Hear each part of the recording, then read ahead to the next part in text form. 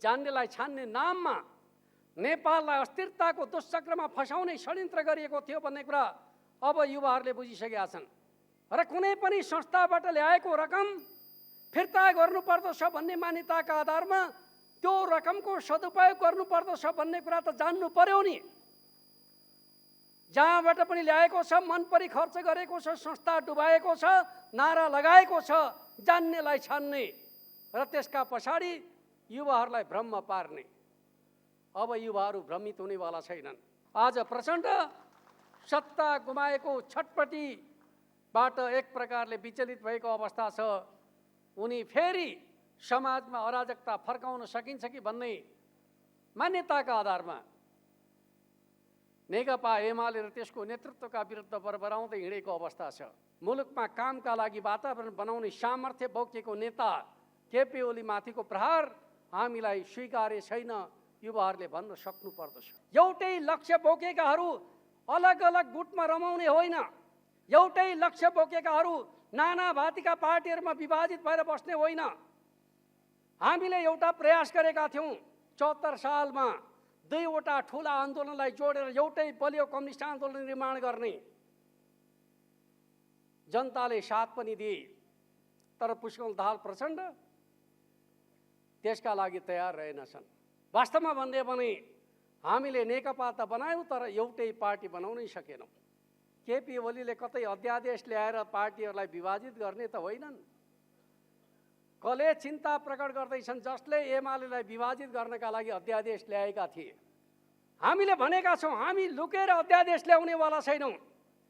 हामी हाकाहाकी खुलेआम रूपमा दल विभाजन गर्ने लोकतान्त्रिक मान्यतालाई संसदबाट स्थापित गर्न चाहन्छौँ। पार्टीको रक्षा गर्ने कुरा पार्टीको नीतिले गर्दछ, पार्टीको सिद्धान्तले गर्दछ, पार्टीको भविष्यले गर्दछ। भविष्य नभएका पार्टीहरू कानुनले जोगाएर जोगिनेवाला छैनन्। चुनावको घोषणा भयो भने कोही पार्टीमा बस्नेवाला छैनन्। चाहे त्यो एकीकृत समाजवादीको कुरा गर्नुहोस्, चाहे माओवादी पार्टीको कुरा गर्नुहोस्। आज माओवादी पार्टीबाट, समाजवादी पार्टीबाट अनेक साथीहरूले भनिराखेका छन् हाम्रो सुरक्षा एमाले गर्न सक्छ कि सक्दैन। नेपाली काङ्ग्रेस पनि कसैको बैशाखी बिना एक्लै चुनावमा जानु पर्दछ। नेकपा एमाले पनि अरू कसैको बैशाखी बिना एक्लै चुनावमा जानेछ भन्ने मान्यताका आधारमा हामी अगाडि बढ्न खोजिरहेका छौँ।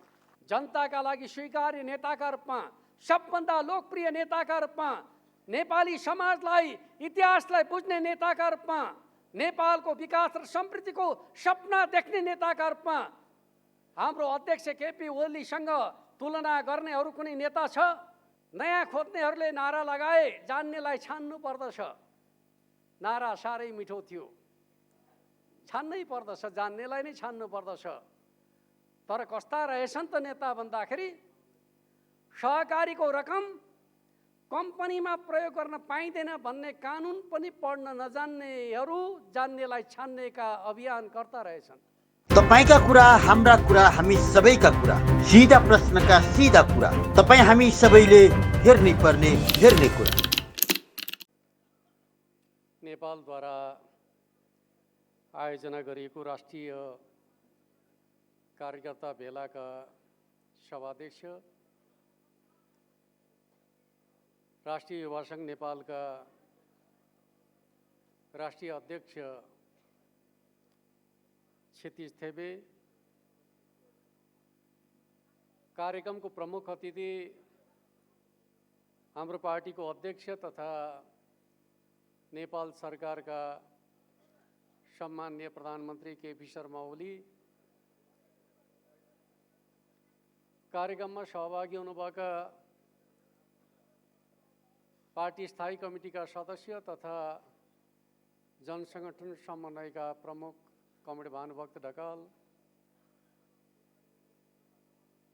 युवा आन्दोलनका सदाबहार नेता महेश बस्नेत, राष्ट्रिय युवा सङ्घ नेपालका इन्चार्ज लगायत युवा सङ्घ नेपालका पदाधिकारी तथा सदस्य कमरेडहरू र यो राष्ट्रिय कार्यकर्ता भेलामा उपस्थित हुनुभएका तपाईँ सम्पूर्ण युवा मित्रहरूमा सबभन्दा पहिले त म तपाईँहरू सबैलाई आफ्नो तर्फबाट र पार्टी केन्द्रीय कमिटी नेकपा एमालेको तर्फबाट हार्दिक स्वागत गर्न चाहन्छु। क्रान्तिकारी अभिवादन, लाल सलाम अर्पण गर्न चाहन्छु।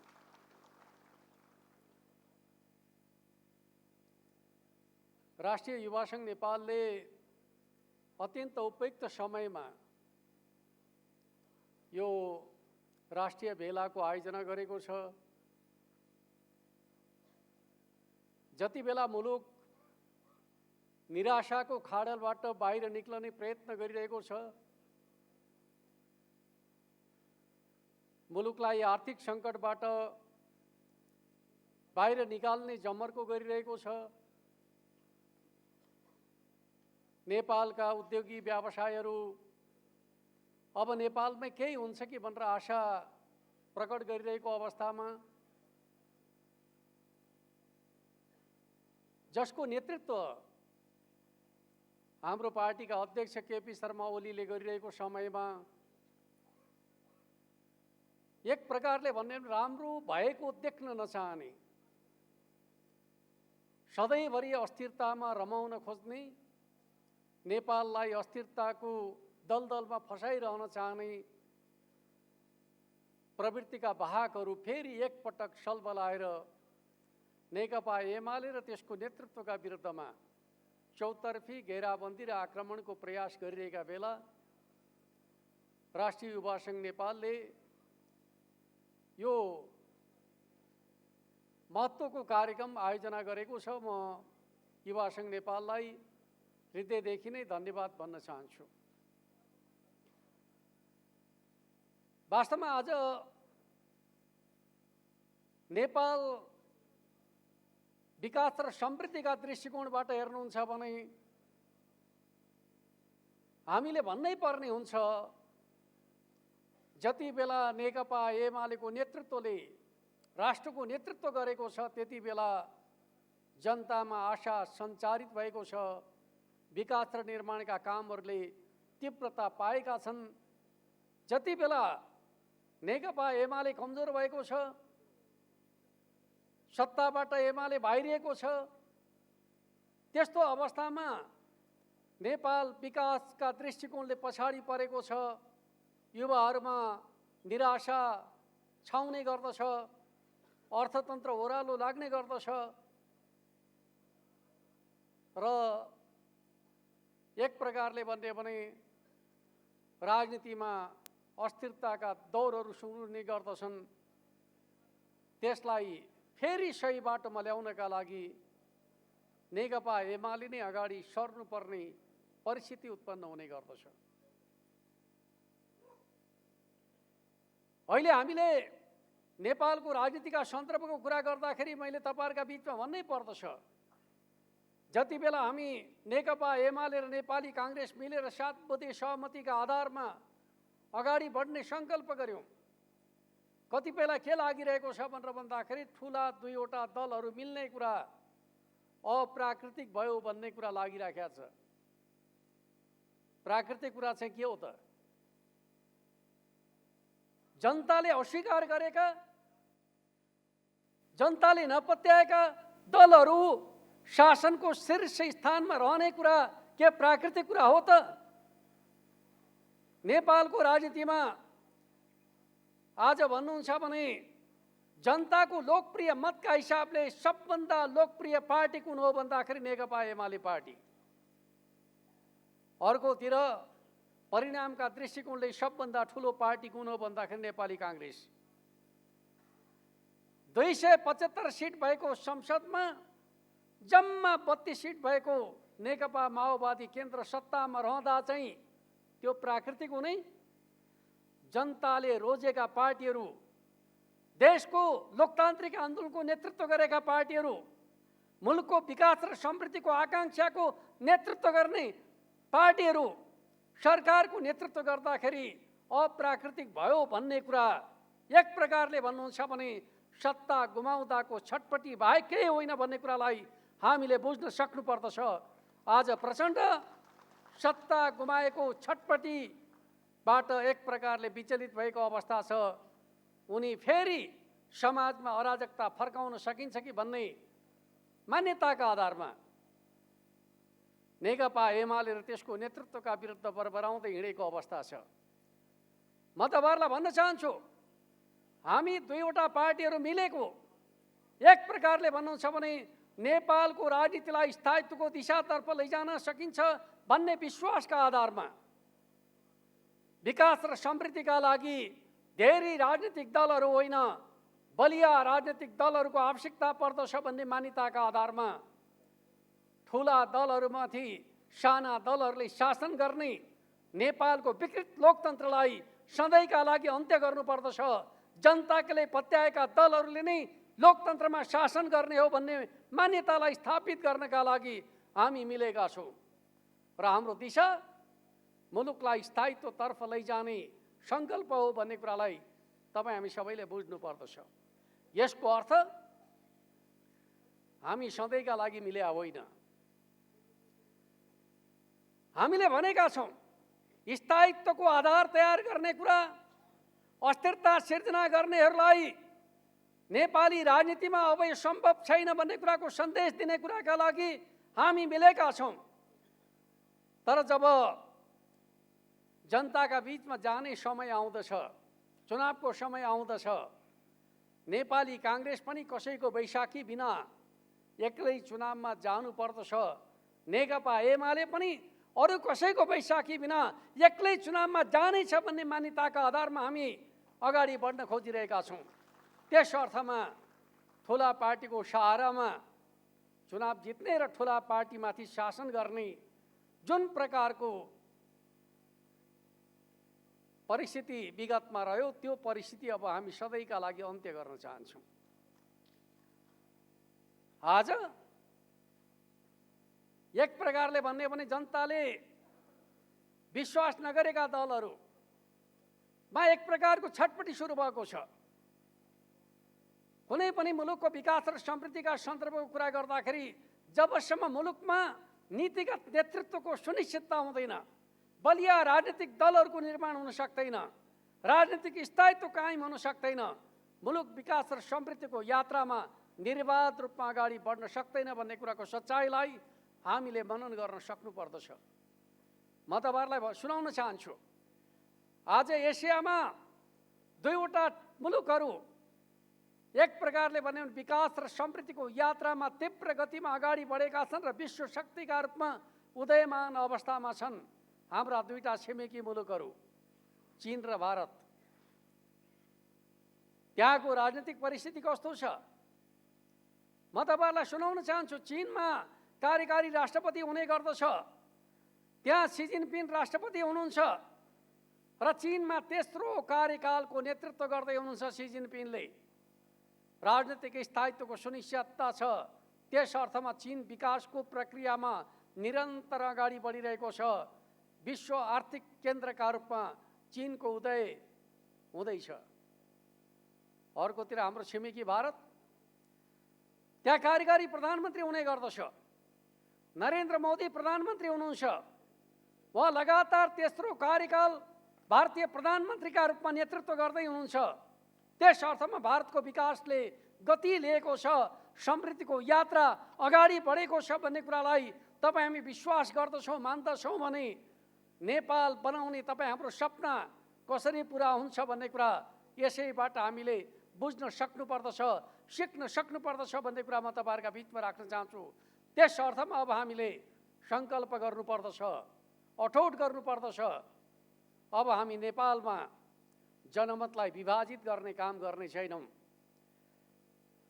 नेपाली जनताको जनमतलाई धेरै राजनीतिक दलहरूमा बाँड्ने जुन परम्परा छ यो परम्परालाई अन्त्य गर्न चाहन्छौँ र नेपालमा ठुला राजनीतिक दलहरू नीतिगत नेतृत्वको सुनिश्चितता गर्न चाहन्छौँ ताकि उनीहरूका माध्यमबाट मुलुकले विकास र समृद्धिको नयाँ युगको थालनी गर्न सकोस्। त्यस अर्थमा हामीले प्रथम राष्ट्रिय महाधिवेशन प्रतिनिधि परिषदका माध्यमबाट भनेका छौँ अब हामी नेकपा एमालेलाई निर्णायक राष्ट्रिय शक्तिका रूपमा स्थापित गर्न चाहन्छौँ। त्यो भनेको के हो त भन्दाखेरि नेकपा एमाले पार्टीको नीति राष्ट्रको नीति बन्ने कुराको आधार तयार गर्न चाहन्छौँ। एमाले पार्टीको नीति एमालेको मात्रै नीति भयो भने समग्र देशको विकास र समृद्धिको यात्रा अगाडि बढ्न सक्दैन। मुलुकलाई अगाडि बढाउने हो भने नेकपा एमालेको नीति राष्ट्रको नीति बन्ने सुनिश्चित आधार तयार गर्नुपर्दछ। त्यस अर्थमा मिसन 84 अब नेकपा एमालेको एकल बहुमतको सरकार बनाउने अभियान बन्नुपर्दछ र त्यो अभियानमा युवाहरू सारथीका रूपमा अगाडि बढ्नुपर्दछ। युवाहरूले त्यसको अगुवाई गर्नुपर्दछ, नेतृत्व गर्नुपर्दछ भन्ने कुरा म तपाईँहरूका बिचमा राख्न चाहन्छु। हामीले भन्दै आएका छौँ राजनीति 3 पुस्ताको संयोजन हो। कुनै पनि पार्टी गतिशील ढङ्गले अगाडि बढ्न चाहन्छ भने त्यसले स्वाभाविक रूपमा 3 पुस्ताको संयोजन गर्न सक्नुपर्दछ। नयाँ पुस्तालाई राजनीतिसँग जोड्न सकिँदैन भने त्यो राजनीतिक दलको भविष्य लामो समयसम्म हुन सक्दैन। कुनै पनि राजनीतिक दलले आफ्नो भविष्यलाई सुनिश्चित गर्ने हो भने युवाहरूमाथि भरोसा गर्न सक्नुपर्दछ, युवाहरूलाई साथमा लिएर हिँड्न सक्नुपर्दछ। नेकपा एमाले युवाहरूमाथि भरोसा गर्दछ, युवाहरूको अगुवाईमा राष्ट्र निर्माणको नेतृत्व गर्न चाहन्छ। त्यस अर्थमा हामी भन्न चाहन्छौँ अबको युग युवाहरूको युग हो। युवाहरूको साथमा नेकपा एमाले छ। नेकपा एमालेको नेतृत्वमा समृद्ध राष्ट्र नेपाल निर्माण गर्न चाहन्छौँ। समृद्ध राष्ट्र नेपालका माध्यमबाट हामी जनतालाई सुखी बनाउन चाहन्छौँ। हाम्रो पार्टीको ध्येय र उद्देश्य यही रहेको छ। म तपाईँहरूलाई सुनाउन चाहन्छु, कुनै पनि देशको विकास र समृद्धिको कुरा गर्ने हो भने 3वटा मान्यताहरू अपरिहार्य हुन्छ भनेर भन्ने गरिन्छ देश बनाउनका लागि। पहिलो मान्यता हो भिजनरी लिडरसिप, दूरदर्शी नेतृत्व। दोस्रो मान्यता हो स्ट्रङ पोलिटिकल पार्टी, बलियो राजनीतिक दल। तेस्रो मान्यता हो पोलिटिकल स्टेबिलिटी, राजनीतिक स्थायित्व। आज हाम्रो देशलाई चाहिएको चिज के हो त भन्दाखेरि यी 3वटा कुराहरूको संयोजन हो। जसले यी 3वटा कुराहरूको सुनिश्चितता गर्न सक्दछ त्यसले नै यो देश निर्माणको नेतृत्व गर्न सक्दछ भन्ने कुराको सच्चाइलाई हामीले बुझ्न सक्नुपर्दछ। र म तपाईँहरूका बिचमा भन्न चाहन्छु, नेपालका राजनीतिक दलहरूमध्ये सबैभन्दा भिजनरी लिडरका रूपमा, जनताका लागि स्वीकार्य नेताका रूपमा, सबभन्दा लोकप्रिय नेताका रूपमा, नेपाली समाजलाई इतिहासलाई बुझ्ने नेताका रूपमा, नेपालको विकास र समृद्धिको सपना देख्ने नेताका रूपमा हाम्रो अध्यक्ष केपी ओलीसँग तुलना गर्ने अरू कुनै नेता छ? छैन भने हामी उहाँको नेतृत्वमा राष्ट्र निर्माणको अगुवाई गर्न चाहन्छौँ। केपी ओलीको नेतृत्वमा हामी नेपाल राष्ट्रलाई समृद्ध नेपाल, सुखी नेपालीको राष्ट्रिय आकांक्षा पुरा गर्ने दिशातर्फ जान चाहन्छौँ। त्यो अभियानमा अब युवाहरू जुट्नु पर्दछ। आज केपी ओलीमाथि भइरहेको घेराबन्दी र आक्रमण नेपाली युवाहरूको भविष्य खोज्ने दुष्प्रयास हो भन्ने कुरालाई युवाहरूले मनन गर्नु पर्दछ। जसले देश निर्माणको नेतृत्व गर्न सक्दछ उसैमाथि प्रहारका निशानाहरू छन्। जसले मुलुकको राजनीतिक स्थायित्वको ग्यारेन्टी गर्न सक्दछ त्यसैमाथि प्रहारका निशानाहरू छन्। जसले बलियो राष्ट्रिय पार्टीको अगुवाई गरिरहेको छ त्यसैमाथि प्रहारका निशानाहरू छन्। अब हामीले भन्न सक्नुपर्दछ राष्ट्र निर्माणको नेतृत्व गर्ने नायकलाई कमजोर पार्ने हरकत हामी केमार्थ सहन सक्दैनौँ। हाम्रा विरुद्धका साइबर हमलाहरू हामी सामना गर्नका लागि प्रतिबद्ध छौँ भन्ने कुराको उद्घोष अब राष्ट्रिय युवा सङ्घ नेपालले गर्नुपर्दछ। जसरी नेपालमा जति बेला सङ्कट आउने गर्दछ राष्ट्रिय युवा सङ्घ नेपाल त्यो सङ्कटको सामना गर्नका लागि सबभन्दा पहिले अग्र मोर्चामा उभिनै गरेको छ। एउटा समय थियो शान्ति प्रक्रिया पछाडि सहर बजारमा वाइसएलका नामको एउटा आतङ्क सिर्जना गरियो। उद्योगी व्यवसायहरू बोल्न नसक्ने अवस्थामा पुगेका बेला, समाजमा अराजकता उत्पन्न भएका बेला जनताको सुरक्षाको ढाल बनेर खडा भएको थियो राष्ट्रिय युवा सङ्घ युथ फोर्सका नाममा, जसले त्यो आतङ्कलाई सधैँका लागि अन्त्य गर्ने काम गरेका थियो। आज फेरि त्यस्तै प्रकारको परिस्थितिको सामना गर्नका लागि युवा सङ्घ नेपाल फेरि अगाडि आउनुपर्ने छ। त्यो के हो त भन्दाखेरि देशका पक्षमा काम गर्ने नेताका विरुद्ध हमला गर्ने, यो मुलुकको राष्ट्र र राष्ट्रियता पक्षमा, स्वाधीनता र स्वाभिमानका पक्षमा चट्टान जस्तै उभिएको नेतामाथि प्रहार गरिकन यो राष्ट्रलाई कसैको कठपुतलीका रूपमा, खेलौनाका रूपमा नचाउन चाहनेहरूको मनोकांक्षा पूरा हुन नदिनका लागि स्वाभाविक रूपमा अब युवाहरू जाग्नु पर्दछ। यो देशको स्वाभिमान, स्वाधीनताको रक्षाका लागि कमरेड केपी ओलीले जुन प्रकारको नेतृत्व गर्नुभएको छ, त्यो नेतृत्वमाथि प्रहार गर्ने जुन प्रकारको दुष्प्रयास आज नेपाली राजनीतिमा भइरहेको छ, त्यसलाई सामना गरेर मात्रै हामी नेपाल राष्ट्रको शिरलाई उचा बनाउन सक्दछौँ। त्यसलाई सामना गरेर मात्रै हामी विकास र समृद्धिको यात्रा अगाडि बढाउन सक्दछौँ। त्यस अर्थमा हामी अहिले भइरहेको साइबर हमलाका विरुद्धमा जुझारु ढङ्गले अगाडि बढ्न सक्नुपर्दछ। हाम्रा सकारात्मक सोच र मान्यताहरूलाई अब हामीले अगाडि बढाउने काम गर्नुपर्दछ भन्ने कुरा म तपाईँहरूका बिचमा राख्न चाहन्छु। जहाँसम्म हामी माथिको हमलाको प्रश्न छ, म तपाईँहरूलाई भन्न चाहन्छु, हाम्रा विरुद्धमा हमला किन? के हामीले कुनै नराम्रो काम गरे हुनाले हमला भएको हो? केमार्थ होइन। हामीले यो मुलुकमा अस्थिरता सिर्जना गर्न खोज्ने, जातिका नाममा नेपाली समाजलाई विभाजित गर्न खोज्ने, पहाडमा एक जाति एक प्रदेश, सिङ्गो तराई जहाँ आदि जनसङ्ख्या छ त्यहाँ एक मधेस एक प्रदेश, नेपाल राष्ट्रलाई कमजोर बनाउन खोज्ने प्रवृत्तिका विरुद्धमा अरू कोही उभिन सकेनन्। उभिने पार्टी एमाले थियो, जसले भन्यो हिमाल पहाड तराई कोही छैन पराई। एकल जातीय पहिचानको कुरा नेपाली समाजमा केमार्थ स्वीकार्य हुन सक्दैन? यो बहुजातीय, बहुभाषिक, बहुसांस्कृतिक समाज हो। यहाँ साझा पहिचान नेपाली राष्ट्रको विशेषता हो भनेर अडानका साथ प्रस्तुत हुने पार्टी नेकपा एमाले र त्यसको नेतृत्वकर्ता को थियो भन्दाखेरि कमरेड केपी ओली। आज एमाले माथिको प्रहार, केपी ओली माथिको प्रहार त्यो असफल एजेन्डाका हिमायतीहरूले गरिरहेको प्रहार हो भन्ने कुरालाई बुझ्नु पर्दछ। अर्कोतिर नेपालमा संविधान सभाबाट संविधान बनाउन नदिनका लागि अनेक खेलहरू भए। एउटा संविधान सभा असफल भयो, अर्को संविधान सभालाई असफल बनाउने प्रयत्न गरियो। नेपालका राजनीतिक दलहरू मिलेर संविधान बनाउने सङ्कल्प गर्दा संविधान जारी गर्न नदिनका लागि प्रपञ्च गरियो। कसैले आँट गरेका थिएन।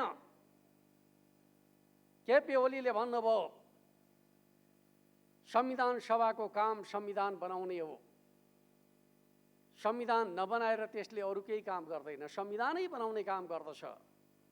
कुनै समस्या छन् भने समाधान हामी आफैले गर्दछौँ, मित्रहरूले चिन्ता गर्नु पर्दैन भनेर भारतीय विदेश सचिव जयशङ्करलाई भनेर संविधान निर्माणको नेतृत्व गर्ने नेता को हो त भन्दाखेरि हाम्रो पार्टी अध्यक्ष केपी शर्मा ओली हो भन्ने कुराको सच्चाइलाई आजको प्रहारसँग जोडेर बुझ्न सक्नु पर्दछ। प्रहार किन भइराखेको छ भन्ने कुराको सच्चाइलाई यस अर्थमा बुझ्न सकियो भने कसको रक्षा गर्नुपर्दछ भन्ने कुरा स्वतः हामीले बुझ्न सक्दछौँ भन्ने कुरा म तपाईँहरूका बिचमा राख्न चाहन्छु। हामीले संविधान जारी गरेपछि यो मुलुकमा नाकाबन्दी लगाइयो। सरकारमा रहेका त्यति बेलाका दलका नेताहरूले नाकाबन्दीलाई नाकाबन्दी पनि भन्न सकेनन्, सीमानाको अवरोध भन्न थाले। तर जब केपी ओली प्रधानमन्त्री हुनुभयो उहाँले भन्न थाल्नुभयो जहाँ धर्ना छ त्यहाँबाट सामान नआउने कुरा त बुझ्न सकिन्छ, जहाँ धर्ना नै छैन त्यहाँबाट सामान किन आउँदैन? त्यस अर्थमा यो नाकाबन्दी हो। छिमेकी माथि नाकाबन्दी लगाउने कुरा केमार्थ स्वीकार्य हुन सक्दैन भनेर दरो उडान लिएर पहिलो पटक हामीले भारतीय नाकाबन्दीलाई जनताको साथमा असफल बनाउने काम गरेका थियौँ। आज हामी माथिको प्रहार नाकाबन्दी असफल बनाउनुको कारणले पनि हो भन्ने कुरालाई बुझ्नु पर्दछ। त्यस अर्थमा म तपाईँहरूका बिचमा भन्न चाहन्छु, विकास र समृद्धिका सन्दर्भको कुराकानी गर्ने हो भने कमरेड केपी ओलीले नेतृत्व गरेपछि यो मुलुकमा लगातार 3 वर्षसम्म नेपालको कुल गार्हस्थ्य उत्पादनको वृद्धि दर 6% भन्दा माथि रह्यो। र त्यो वृद्धि दर भनेको विश्वको 10औं स्थानको वृद्धि दर थियो। उच्चतम आर्थिक वृद्धि हासिल गर्ने मुलुकहरूमा केपी ओलीको नेतृत्वमा हामीले नेपाललाई विश्वको 10औं राष्ट्रमा पुर्याउन सफल भएका थियौँ। त्यही समयमा हामीले कोभिड-19 को महामारी बेहोर्नु पर्यो। त्यही समयमा नेकपा भित्रको अन्तर्कलहले सरकार गुमाउनु पर्यो र मुलुकको अर्थव्यवस्था हामीले छोडेपछि तहस-नहस भयो। तर जब फेरि केपी ओलीको नेतृत्वको सरकार बन्यो, अर्थतन्त्र सुधारको दिशामा फर्कन थालेको छ, राजस्व वृद्धि हुन थालेको छ, पुँजीगत खर्च बढ्न थालेको छ, फेरि उद्योगी व्यवसायहरूमा आशाका किरणहरू पलाउन थालेका छन्। यो मुलुकमा किन काम भएन भन्ने कुराको खोजी हुन थालेको छ, काम गर्ने वातावरण बन्न थालेको छ र आज कानुनमा रहेका झमेलाहरूलाई अन्त्य गर्नका लागि 5 वटा अध्यादेश जारी गरिकन मुलुकमा लगानी मैत्री वातावरण सिर्जना गर्ने काम भएको छ। छोटो समयमा यस प्रकारका महत्त्वपूर्ण कामको नेतृत्व गर्न सक्ने सामर्थ्य नेपालका अरू कुनै नेतामा हुन सक्दछ? कतिले भन्दछन् अध्यादेशको बाटो भनेको असंवैधानिक बाटो रे। म तपाईहरुलाई सुनाउन चाहन्छु, संविधानले दिएको अधिकार असंवैधानिक भन्नेहरू विकासका विरोधी हुन्। अहिले ल्याइएको अध्यादेश कुनै स्वार्थका लागि ल्याइएको होइन। अहिले ल्याइएको अध्यादेश मुलुकको अर्थतन्त्रलाई सङ्कटबाट जोगाउनका लागि हो, मुलुकको राज्य प्रशासनलाई प्रभावकारी बनाउनका लागि हो, विकास र समृद्धिको आकांक्षालाई तीव्रता दिनका लागि हो। त्यस अर्थमा म तपाईहरुलाई भन्न चाहन्छु, अमेरिकामा राष्ट्रपतिले शपथ ग्रहण गर्ने बित्तिकै दर्जनौं कार्यकारी आदेशहरू जारी भए। त्यहाँ कुनै क्याबिनेटको पनि आवश्यकता परेन, एकजना राष्ट्रपतिले आदेश जारी गरे। तर नेपालमा जारी गरेको अध्यादेश राष्ट्रपतिबाट प्रमाणित गर्नुपर्दछ। त्यसरी जारी गरेका अध्यादेशहरू संसद खोलेको तत्काल दर्ता गर्नुपर्दछ, संसदमा छलफल हुने गर्दछ। त्यो संवैधानिक र कानुनी व्यवस्था छ भन्ने कुरालाई हामीले बुझ्नु पर्दछ। त्यस अर्थमा अध्यादेशको बाटो भनेको असंवैधानिक बाटो होइन। अध्यादेशको बाटो भनेको छिटो छरितो ढङ्गले जनतालाई सेवा प्रवाह गर्नका लागि अवलम्बन गरिएको बाटो हो भन्ने कुराको सच्चाइलाई हामीले बुझ्न सक्नुपर्दछ। त्यस अर्थमा मुलुकमा कामका लागि वातावरण बनाउने सामर्थ्य बोकेको नेता केपी ओली माथिको प्रहार हामीलाई स्वीकार्य छैन, युवाहरूले भन्न सक्नुपर्दछ। र म तपाईहरुलाई भन्न चाहन्छु, एउटा समय थियो नेपालको राजनीतिमा राजनीतिक परिवर्तन प्रधान मुद्दा बन्ने गर्दथ्यो। हो, नेपालका राजनीतिक दलहरूले लामो समयसम्म राजनीतिक परिवर्तनको यात्रामा समय गुजारेका छन्। कहिले त जहानिया राणा शासनका विरुद्ध 104 वर्षसम्म जहानिया हुकुमी शासन नेपालमा चल्यो। 30 वर्षसम्म निरङ्कुश पञ्चायती व्यवस्थाले शासन गर्यो। राजनीतिक दलहरू प्रतिबन्धित भए। त्यस पछाडि 10 वर्षसम्म माओवादीको शस्त्र द्वन्द्वको आन्दोलन सुरु भयो, हिंसाको आन्दोलन सुरु भयो, जहाँ राजनीतिक दलहरूले निर्वाध ढङ्गले काम गर्न पाएनन्। त्यसपछि मुलुकमा शान्ति प्रक्रियाका नाममा, संविधान सभाका नाममा हामीले 10 वर्षको समय सङ्क्रमण कालका नाममा गुजारेका छौँ।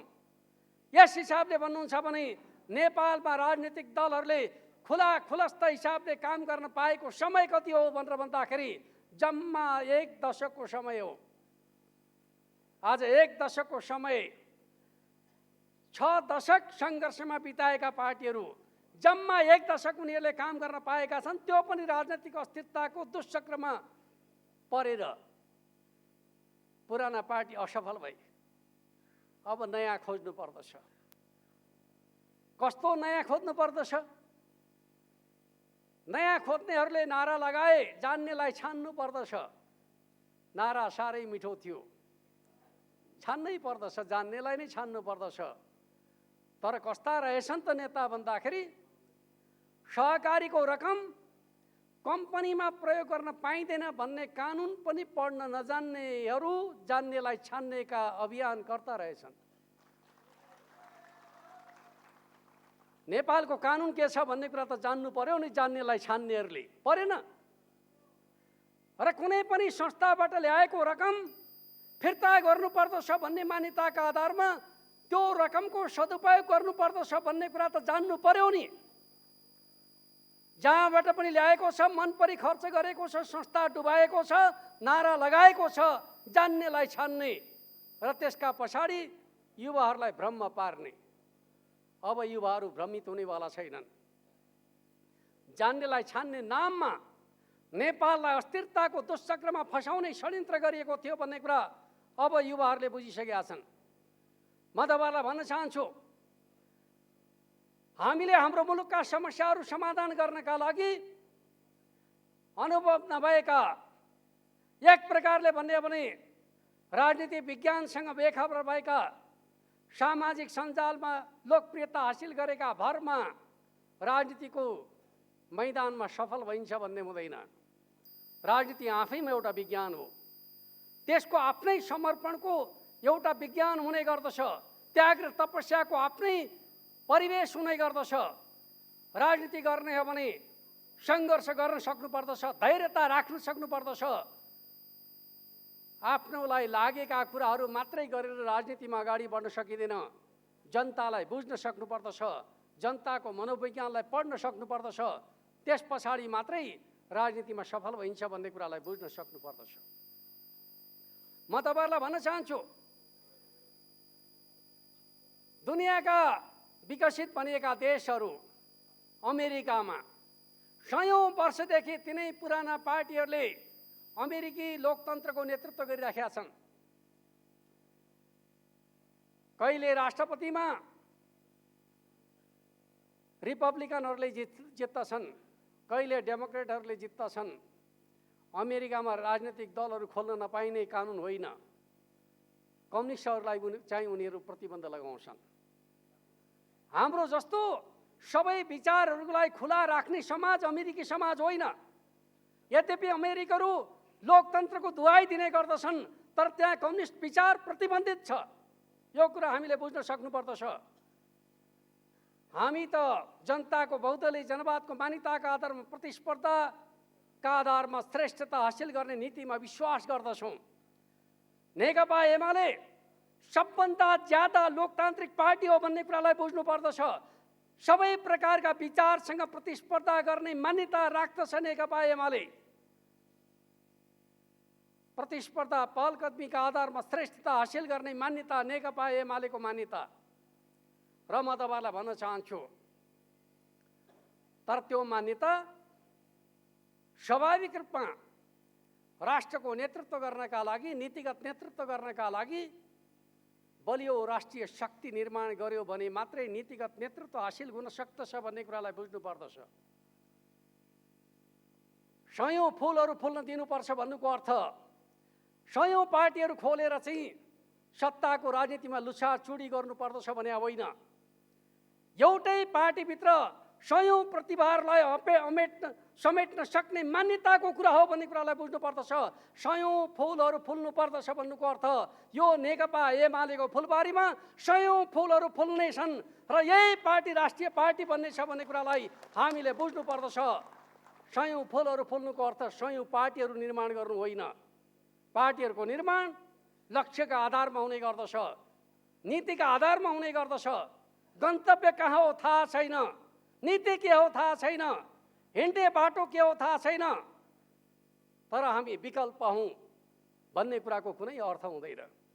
त्यस अर्थमा विकल्प दिनेले लक्ष्य देखाउन सक्नुपर्दछ, सिद्धान्त अवलम्बन गर्न सक्नुपर्दछ, सङ्गठन गर्न सक्नुपर्दछ।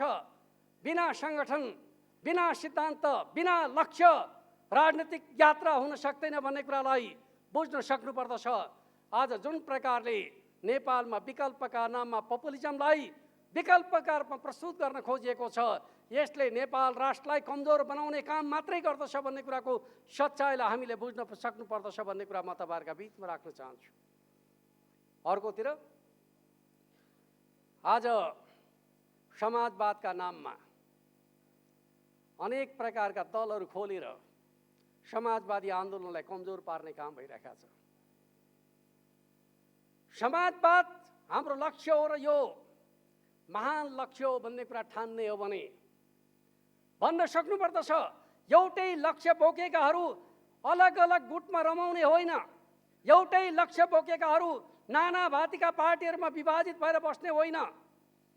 हामीले एउटा प्रयास गरेका थियौँ 74 सालमा दुईवटा ठुला आन्दोलनलाई जोडेर एउटै बलियो कम्युनिस्ट आन्दोलन निर्माण गर्ने।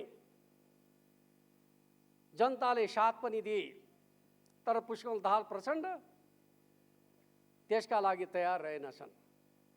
वास्तवमा भन्ने भने हामीले नेकपा त बनायौँ, तर एउटै पार्टी बनाउनै सकेनौँ। नेकपा एमालेको आफ्नो गौरवपूर्ण परम्परा र आन्दोलनलाई विभाजित गरिकन त्यसमाथि एक प्रकारले दाउपेचपूर्ण तरिकाद्वारा एक प्रकारले माओवादीको मान्यता, युद्धकालको मान्यता, एकलाई दुईमा विभाजन गर भन्ने मान्यता, त्यही मान्यताको प्रयोग गरियो नेकपामा।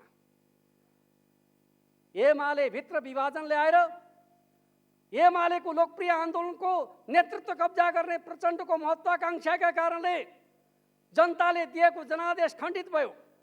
नेकपा एमालेलाई अध्यादेश ल्याएर विभाजित गर्ने काम गरियो र आज के भन्ने गरिन्छ त भन्दाखेरि केपी ओलीले कतै अध्यादेश ल्याएर पार्टीहरूलाई विभाजित गर्ने त होइनन्। कसले चिन्ता प्रकट गर्दैछन् जसले एमालेलाई विभाजित गर्नका लागि अध्यादेश ल्याएका थिए। हामीले भनेका छौँ हामी लुकेर अध्यादेश ल्याउनेवाला छैनौँ। हामी हाकाहाकी खुलेआम रूपमा दल विभाजन गर्ने लोकतान्त्रिक मान्यतालाई संसदबाट स्थापित गर्न चाहन्छौँ।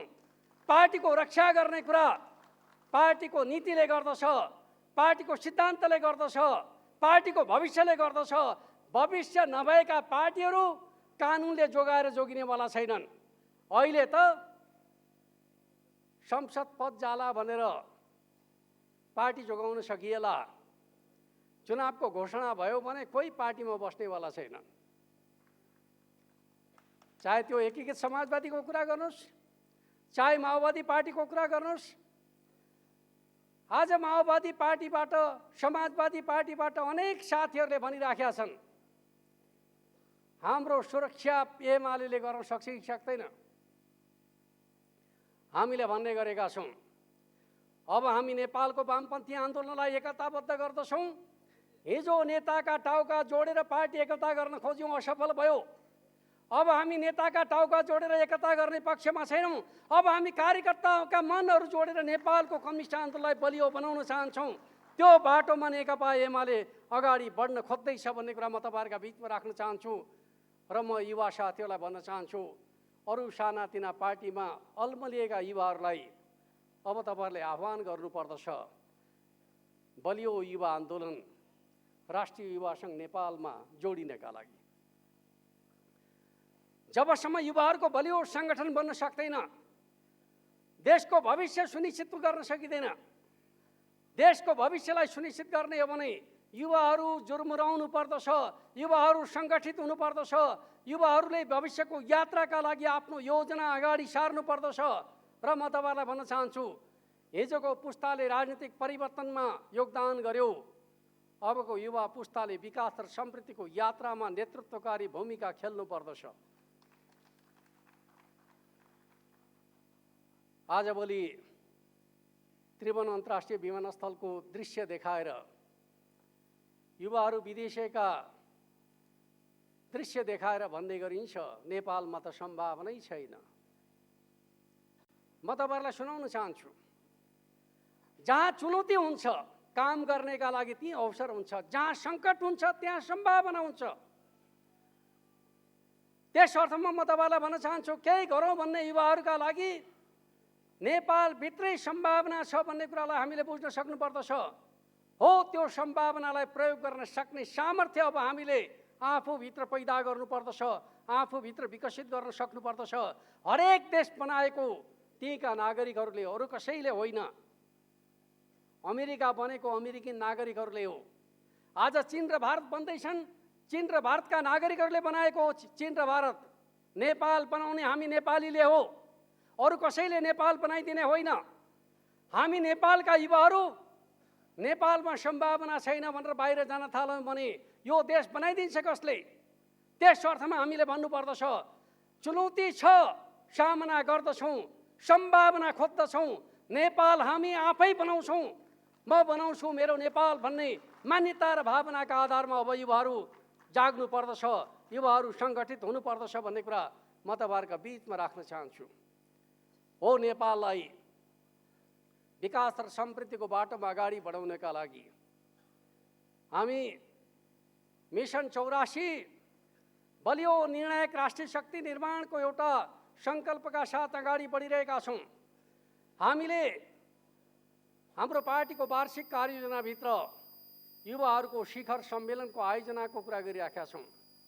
म युवा साथीहरूलाई भन्न चाहन्छु, समाजमा हरेक विशेषता भएका युवाहरूलाई तपाईँहरू जोड्नुहोस्। स्वाभाविक रूपमा देशमा केही गर्न चाहन्छु भन्ने युवाहरूलाई अब प्रेरणा दिनुपर्दछ। पार्टी त्यो अभियानमा जुट्न चाहन्छ, सरकार त्यो अभियानमा जुट्न चाहन्छ। सरकारले स्टार्टअपको परियोजना अगाडि बढाउन खोजिरहेको छ र म तपाईँहरूलाई भन्न चाहन्छु, विगतको बजेट अर्कै सरकारले ल्याएको थियो, त्यस अर्थमा हामीले भने जस्तो स्टार्टअपमा पर्याप्त पुँजी परिचालन गर्न सकेका छैनौँ। म तपाईँहरूलाई भन्न चाहन्छु, आउने बजेटमा केही गर्न चाहने युवाहरूका लागि, स्टार्टअपका माध्यमबाट नयाँ नयाँ काम गर्न चाहने युवाहरूका लागि अवसरको ढोका खोलिनेछ। त्यो कामको नेतृत्व अरू कसैले होइन, नेकपा एमालेको नेतृत्वको सरकारले गर्नेछ भन्ने कुरा म तपाईँहरूका बिचमा राख्न चाहन्छु। र त्यो अभियानको नेतृत्व गर्नका लागि केही गरौँ भन्ने युवाहरूको शिखर सम्मेलनको आयोजना अब नेकपा एमालेको नेतृत्वमा, नेकपा एमालेको अगुवाईमा हुनेछ भन्ने कुरा पनि म तपाईँहरूका बिचमा राख्न चाहन्छु। त्यो हिसाबले हामीले अब राष्ट्र निर्माणको यात्राको अगुवाई गर्नुपर्दछ, नेतृत्व गर्नुपर्दछ। त्यो काम हामी आफैले गर्न सक्दछौँ। त्यो विश्वासका साथ अब हामी काममा जुट्नु पर्दछ भन्ने कुरा म तपाईँहरूका बिचमा राख्न चाहन्छु। हो, समाजलाई विकास र समृद्धिको बाटोमा अगाडि बढाउनका लागि हाम्रो मनोविज्ञानमा बदलाव जरुरी छ। केही हुँदैन, बर्बाद भयो भन्ने मानसिकताका आधारमा समाज अगाडि बढ्न सक्दैन। हरेक समाज अगाडि बढ्ने हो भने आशा जगाउनै पर्दछ। हाम्रो पार्टी अध्यक्ष नेपाली समाजमा आशाको संवाहक हो। हाम्रो पार्टी नेपाली समाजमा आशाको संवाहक हो। हामीले सपना देखेका छौँ, सपना देखाएका छौँ। एउटा समय थियो हाम्रो पार्टी अध्यक्षले सपनाका कुराहरू गर्दा मान्छेले मजाकको विषय बनाए, रेलको कुरा गर्दा कागजका रेल बनाए, सुरुङको कुरा गर्दा मजाकको विषय बनाए, पाइपलाइनको कुरा गर्दा मजाकको विषय बनाए। तर आज तिनै कुराहरू सपनाबाट व्यवहारमा बदलिँदैछन्। म तपाईँलाई भन्न चाहन्छु, हिजो मात्रै सिद्ध बाबाको सुरुङको ब्रेकथ्रो भयो छ, त्योभन्दा पहिले थानकोटको सुरुङको ब्रेकथ्रो भइसकेको छ। काठमाडौँ निजगढ फास्ट ट्र्याकमा 3वटा सुरुङ बनिसकेका छन्। लामा लामा सुरुङ, 2 किलोमिटर 3 किलोमिटरसम्मका सुरुङहरू निर्माण भइसकेका छन्। अरू 2वटा सुरुङ बन्ने प्रक्रियामा छन्। अहिले नै नेपालमा 7वटा सुरुङ मार्गहरू सरकारको अगुवाईमा नेतृत्वमा बनिराखेका छन्। जसले हिजो सुरुङ मार्गलाई उडाउने गर्दथे, अब तिनीहरू सुरुङको बाटोबाट यात्रा गर्न पाउनेछन्। आलोचना गर्नेहरूलाई अवसरबाट हामी वञ्चित गर्नेवाला छैनौँ। जसले कागजको रेल बनाउँदै थिए उनीहरू जाउन् जनकपुरमा रेल चढ्नका लागि। रेल तयार छ। अब जनकपुरमा मात्रै होइन, देशका अरू भागमा पनि रेल चल्नु पर्दछ। नेपालको तराई क्षेत्रमा एसियन रेलवे नेटवर्क निर्माणको परिकल्पना सरकारले गरेको छ।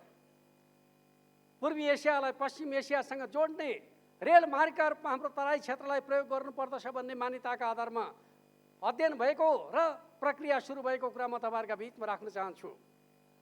चिनिया रेल सिजिन आएर भन्नुहुन्छ, समृद्ध नेपाल सुखी नेपालीको नेपाली जनताको आकाङ्क्षाको साथमा हामी छौँ।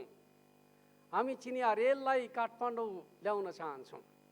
नेपाल ल्याउन चाहन्छौँ। अब मजाको विषय भयो त। भारतीय प्रधानमन्त्री नरेन्द्र मोदी आएर भन्दै गर्नुहुन्छ, समृद्ध नेपाल, सुखी नेपालीको, नेपाली जनताको आकाङ्क्षामा भारत सरकार साथमा छ।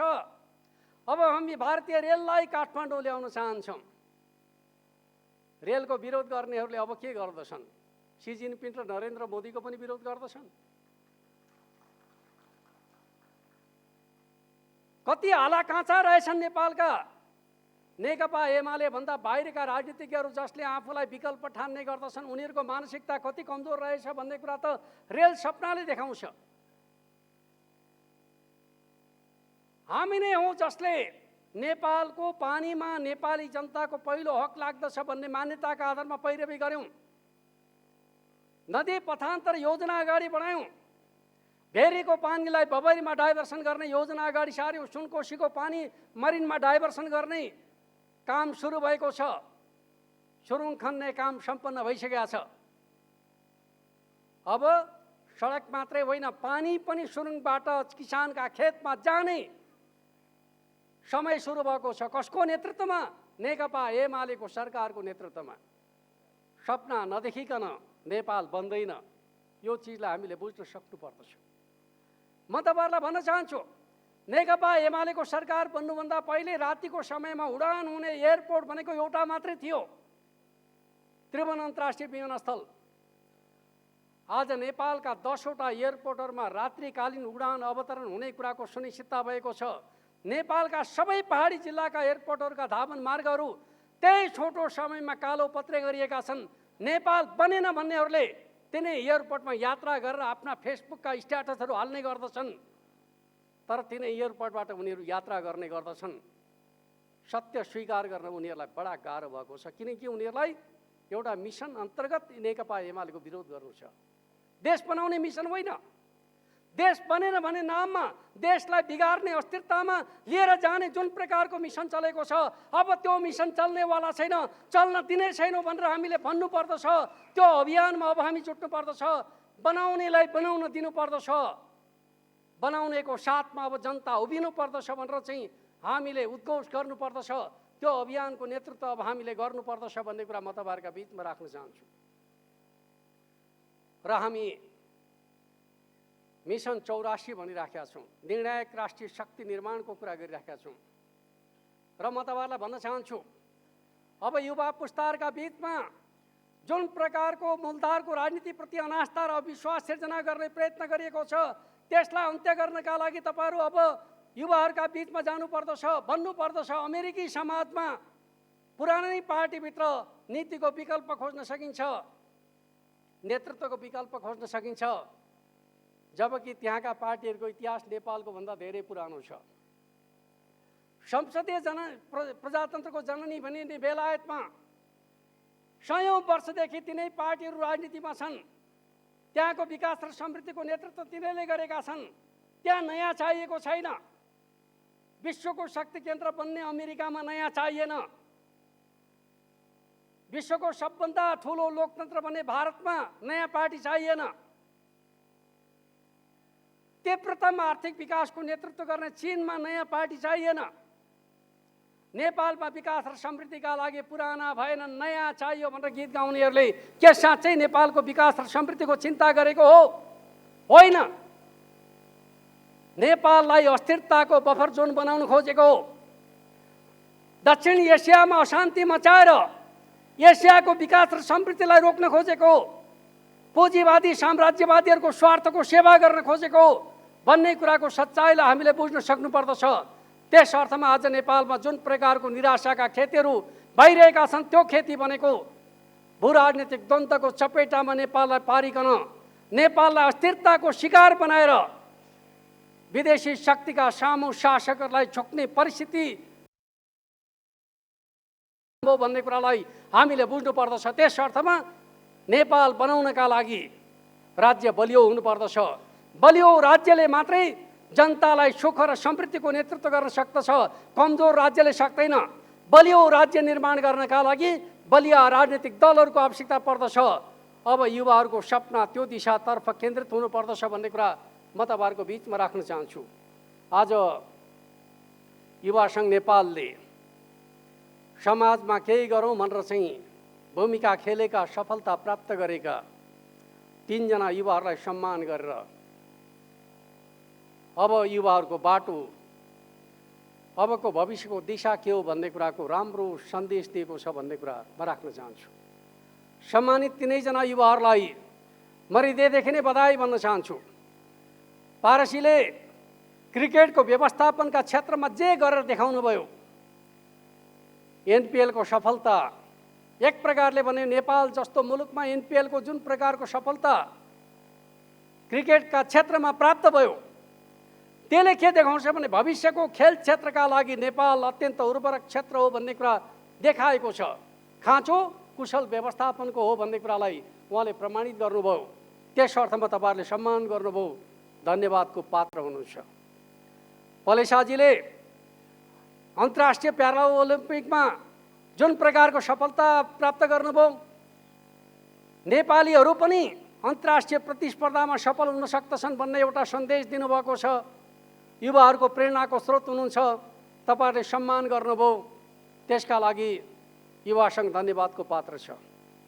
अस्कर अलीजी नेपालको मुस्लिम समुदायको एउटा युवा, नेपालको आइटीको क्षेत्रमा उहाँले जुन प्रकारको भूमिका खेल्नुभयो, जुन सामर्थ्य प्रकट गर्नुभयो, एउटा असाधारण भूमिका र सामर्थ्य उहाँले आइटीको क्षेत्रमा जसरी प्रकट गर्नुभएको छ, नेपाललाई डिजिटल युगतर्फ लैजाने कुरामा जसरी नेपाल सरकारलाई निस्वार्थ रूपमा सहयोग गर्नुभएको छ, त्यो व्यक्तिलाई तपाईँहरूले सम्मान गरिकन अब नेपाल डिजिटल युगमा प्रवेश गर्नुपर्दछ। युवाहरूको साथी हो डिजिटल युग भन्ने मान्यताको सन्देश तपाईँहरूले दिने प्रयत्न गर्नुभएको छ। म तपाईँहरू सबैलाई यो महत्त्वपूर्ण कार्यक्रमको आयोजनाका लागि धन्यवाद भन्न चाहन्छु र भन्न चाहन्छु अबको युवा स्वाभाविक रूपमा ज्ञानले मात्रै अब काम चल्नेवाला छैन। ज्ञानसँग सिपलाई जोडौँ, सिपसँग इलम र उद्योगलाई जोडौँ। राष्ट्र निर्माणको यात्रामा अब हामी जोडिनु पर्दछ।